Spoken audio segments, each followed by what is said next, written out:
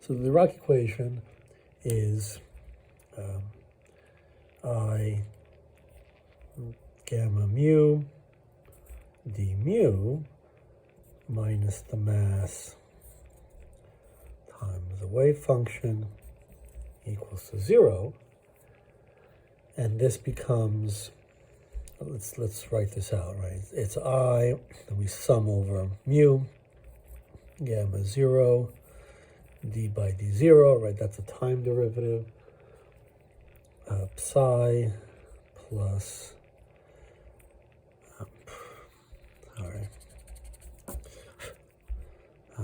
gamma 1, d by d1, psi plus gamma 2, d by d2 psi plus gamma 3, d by d3 psi, minus m, sorry, this gets closed off because we have the I, minus m psi is equal to 0.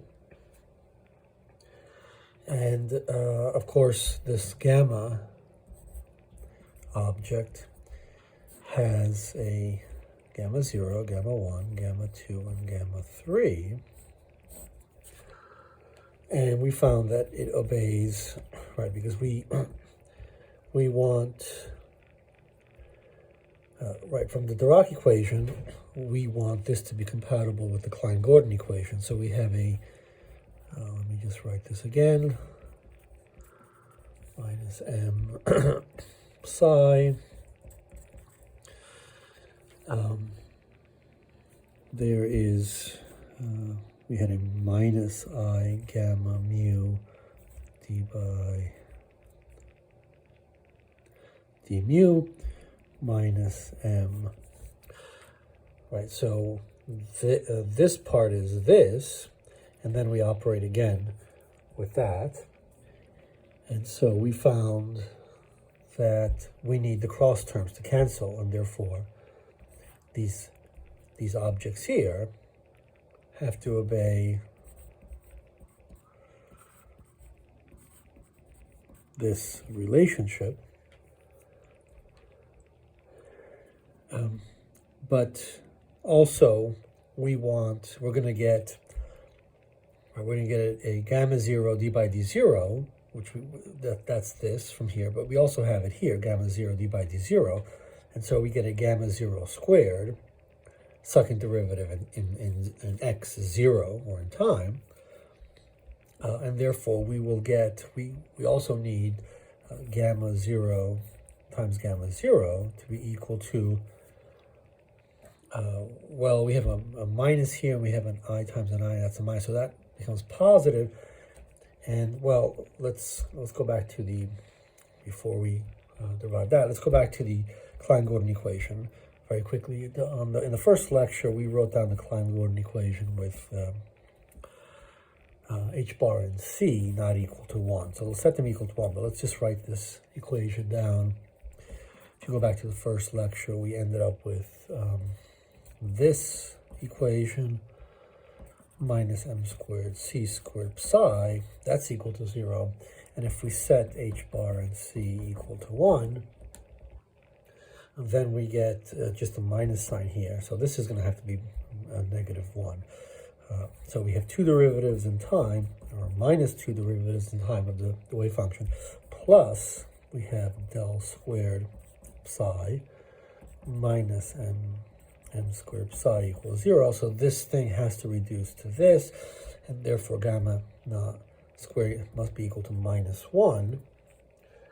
And then we'll have also the gamma 1 d by d1, and that's going to be, right, we want second derivative in x1 plus second derivative in x2 plus second derivative in x3 of psi. That's what del squared is. So gamma 1 squared, this must be equal to 1. Gamma 2 squared must be equal to 1. Gamma 3 squared must be equal to 1. So let's think about what these four components are. if gamma 0, right, so what's a way of squaring two things and getting -1? Well, natural choice would be gamma 0 equals I, because gamma 0 squared is equal to I squared, which is equal to -1. And so gamma 1 then might be gamma 2, gamma 3, that's just equal to 1. Right? That seems reasonable. And so that gamma 1 squared, these properties here are satisfied with these components. But what about this? Right? So in this case, gamma 0, gamma 1 plus gamma 1, gamma 0 would be equal to what? Well, gamma 0 is I, so we have I times 1 plus 1 times I. That's equal to 2I. And we want that equal to 0, so that's not equal to 0. And so we ask, can gamma mu be equal to I 1, 1, 1? The answer is no, right? Because we need to satisfy both of these properties and these.